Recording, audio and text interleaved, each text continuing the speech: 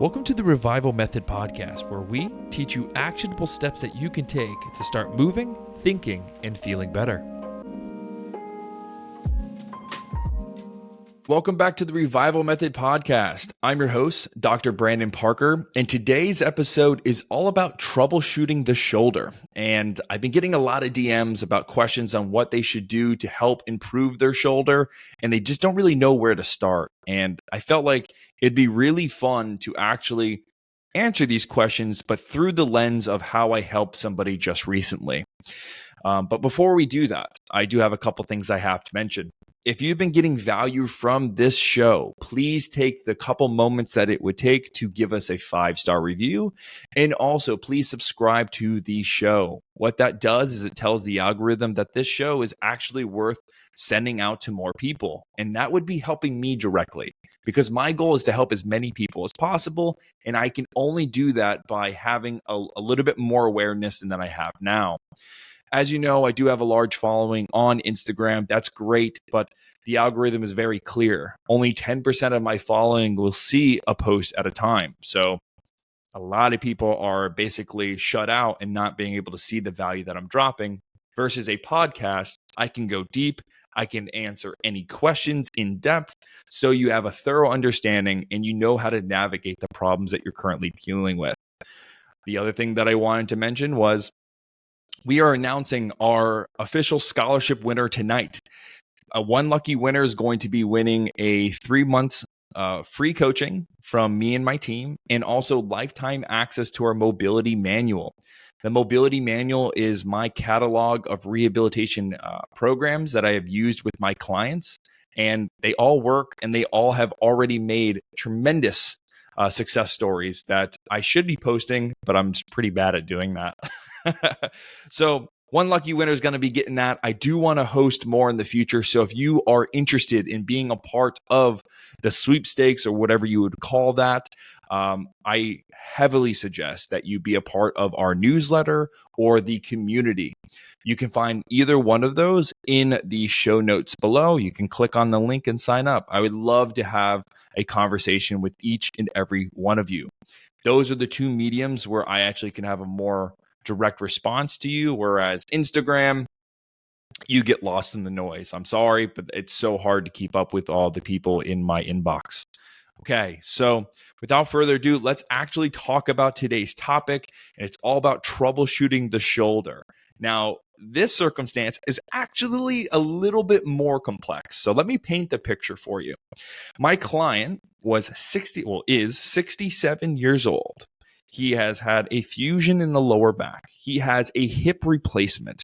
He has a knee replacement. And then the other knee has clear meniscus injury that clicks and pops when he gets to a certain range of motion.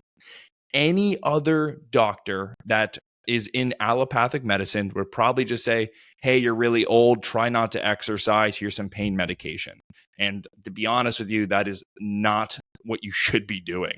And this is not to cast blame by anybody by any means. This is just the typical response that he received and told me, and the other clients that I've worked with have also told me that that was the answers that they received. So most people would be scratching their head at this point.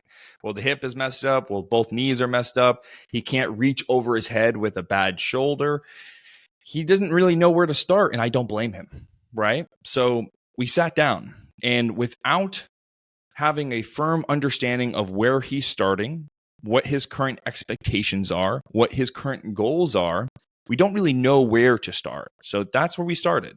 We talked about, what is he trying to achieve? Well, the things that he was trying to achieve was he's still in a job that requires manual labor, and he wants to be able to pull his own weight.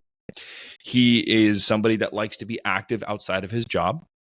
He is somebody that likes to dance when there's a live band.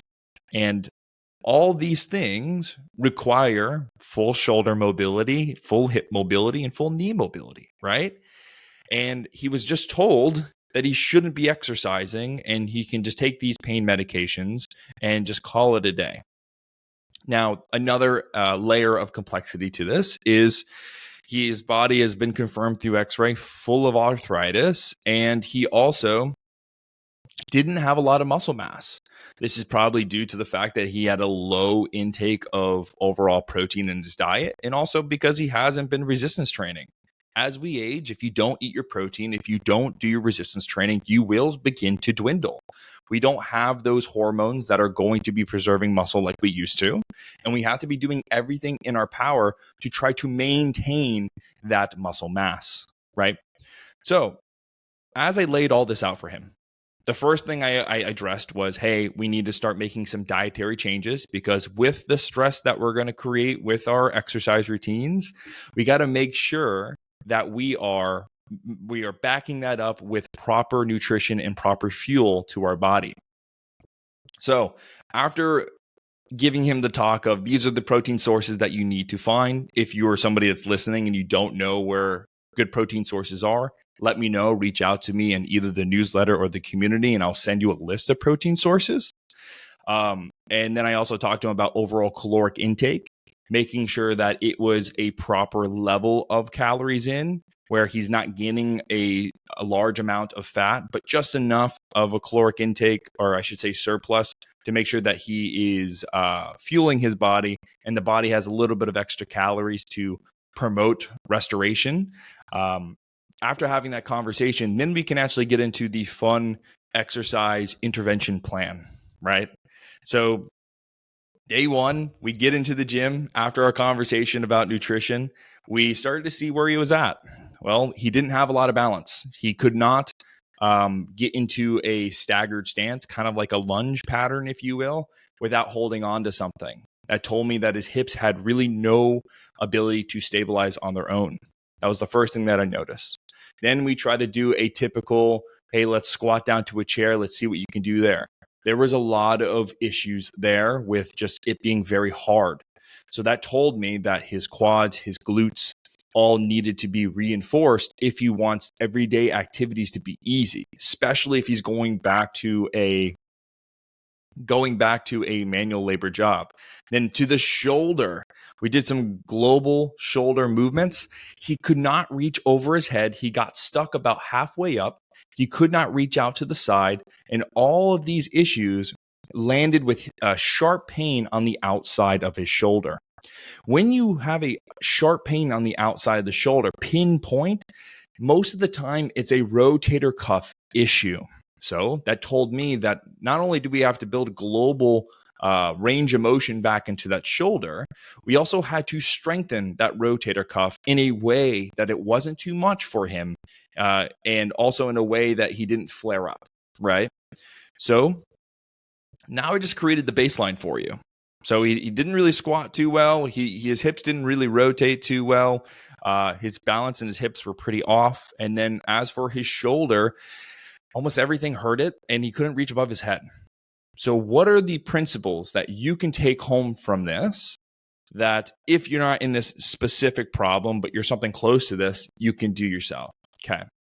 The game plan was this.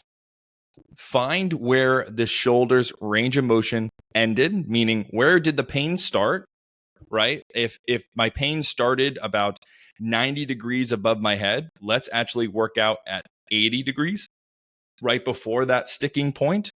And then we hang out there and get really strong in that range of motion. And then over time, instead of building up more and more weight in that range of motion, we actually start to progress the exercise through just getting a little bit higher. So instead of 80%, let's say pressing, we're going to go to 85%, then 86, then 87, until we're at that sticking point of 90, but you've already built up so much strength beneath that range of motion, you're going to find that you have more and more range of motion. So that's kind of the theory. We're just essentially going to be exercising right beneath your threshold, and getting stronger and stronger, and then kind of tapping that end range and allowing it to expand over time. So how did we do that for the shoulder? Okay, he couldn't raise his arm above his head. So pull downs were out of the question. That's right above your head, pulling straight down. Of course, you're not going to be able to do that. So what did we do? We started off with a row. For those that are not familiar with what a row is, it's just basically putting your arms out right in front of you and pulling straight back. That range of motion was safe to him, didn't cause him any discomfort. That was a perfect starting point. Another principle that I want you to be aware of, anytime you're pushing, pulling anything with your arms and you feel shoulder discomfort, suck that elbow into your side. The closer your elbow is to your side, the less your rotator cuff has to take on the stress by itself. It has supporting muscle groups. So if you're doing a workout and you're feeling some discomfort in the shoulder, suck the elbow in and see if that modification is good enough for you to keep on going. So we did a row. We did a flat press, meaning bench press. If you're not familiar, on your back and you're just pushing weights away from you. Those were very safe, and we had the elbows sucked into the side, and we built strength in that position. Over the course of the week, he worked on that at home. Then when he came back, this is the method that we did. We're going to maintain the same amount of weight, but we're actually going to take that flat bench and we're going to bring it up a notch. So now he's a little bit more inclined. When he's doing the rows pulling towards him, instead of it being straight in front, it's actually going to be slightly higher. So we're just working out the shoulder in a way where we're slowly inclining it above the head. And then with consistency, we started to see that he was able to reach more and more above his head without the same amount of discomfort that he had prior. So it was kind of like a rinse and repeat. Now, that being said, we had a couple of other things that we worked on, but those were the two main drivers. Because at the end of our time together, he was able to do pull downs without any shoulder pain. And that's impressive, right? Now you have full range of motion. Now you're actually building strength in that range of motion, and you don't have any pain. And that was all by just keeping it simple, working beneath your threshold, expanding it slowly over time until you got that range of motion back. Now, what are some auxiliary things that we did? If you're familiar with a banded rotation, it's kind of like some people call it wood choppers. Some people would call it like a Pallof press with rotation. That's what we also added into the mix. I have him into a lunge stance, which he was not too stable in at first, right? He was pretty wobbly. I had a band hooked to an anchor point, and he pulled it out in front of him, and then he rotated away. Keeping that arm away from the body and rotating away, he was actually taxing his rotator cuff in a safe pattern while also rotating the hips, while also stabilizing the hips, because he was in a lunge squat pattern, if you will. And that being said, let's go back to his original goal. He wanted to be able to dance, right? When you're older and you're dancing, one of the moves that you kind of gravitate towards is your feet are pretty much planted and you're pivoting on your hips, right? Well, if you have a meniscus that's not healthy and your hips aren't rotating well, you're going to feel a lot of torsion or twisting on that knee. So we were just building strength in that movement pattern. You see what I'm saying? All the exercises that I chose were specifically designed to get him back to doing exactly what he wanted to do. Remember that the body is always going to specifically adapt to the imposed demand. You can't expect your calves or your feet to get really strong if you're doing bicep curls, right? I feel like that is a fair assessment, right? Fair statement to say. So with the activities that he wanted to achieve, I picked exercises that mirrored that activity, but in a safe environment where he was able to expose himself to that stress in a tolerable dose and then build up over time. Back to what we were talking about with his inability to get up and out of the chair. What did we do? Well, the first thing that we did was practice just getting up and down onto a bench until that became easy. If that was hard for him, a really cool thing that you can try to do is anchor a band above you. Anchor it high. Hold on to that band and pull it down. As you sit down, that band will begin to stretch and create more tension, meaning you're taking weight off of your body as you try to sit down, making your squat much easier. So that is one easy way to regress the squat if your knees or hips or lower back isn't ready for that. But for him, he was able to do that. And all we had to do was give him a little bit more weight over time until he was able to get into a more deeper squat and felt safe about it. Once he was able to get deep into a squat, this is what we did. I set up a bar above his head so he had the stability, and he would squat down as deep as he can with his arms extended completely. Now, what did this do? Well, one, holding onto a bar gives him that increased stability so the hips don't have to work so hard. So when he's getting exposed to a deeper squat position, it's not too much. But also, indirectly, he is stretching that arm into a fully flexed position, into that position that he was trying to achieve all along. You see, we were trying to microdose these shoulder movements into his workout routine without it just being directly hitting the shoulder over and over and over and not having him have the ability to recover, right? So all this to say, I guess the principles that I really want you to drive, I'm really trying to drive home here is, one, if you have a goal, you have to create movements around that goal. If your shoulder, if your rotator cuff or whatever the area in your body is needing strength training, you have to make sure that the exercise is placing tension on that area. You get bonus points if that movement looks exactly like the movement you're trying to achieve, right? If you're trying to get up and out of a chair easier, a squat is a very good assessment of that. Another thing that we did with him is he wanted to get up and out of bed easier. His core musculature was definitely weak. So what did we do? We simulated a sit-up, but in a safe manner, where instead of him being in a on the floor crunching really hard, we actually put him on a bench and we gave him a band, kind of similar to what I was talking about earlier with the squat. And when he pulled on that band to lean back into the deep of that sit-up, he had that help to get out of it. So once again, creating a safe environment and enough stress to be tolerable. Once you find a movement that is within your pay grade and it mirrors the thing you're trying to achieve, just keep doing it 2 to 3 times per week until it becomes easier. If you experience a flare-up, that means you either did too much or the current weight that you are doing is too high, or you're just not recovering well enough. What I mean by that is, like, even though you only did, let's say, 1 set of squats and it flared you up, it might be due to the fact that you're not sleeping, you're highly stressed out, or you're not eating well enough. So keep that all in the back of your mind, right?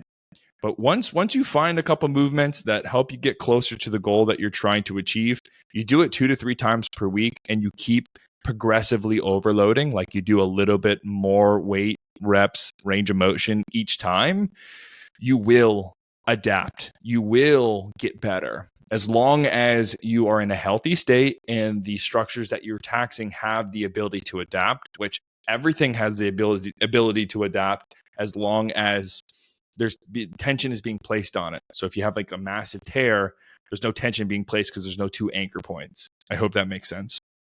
So that's what we did with him.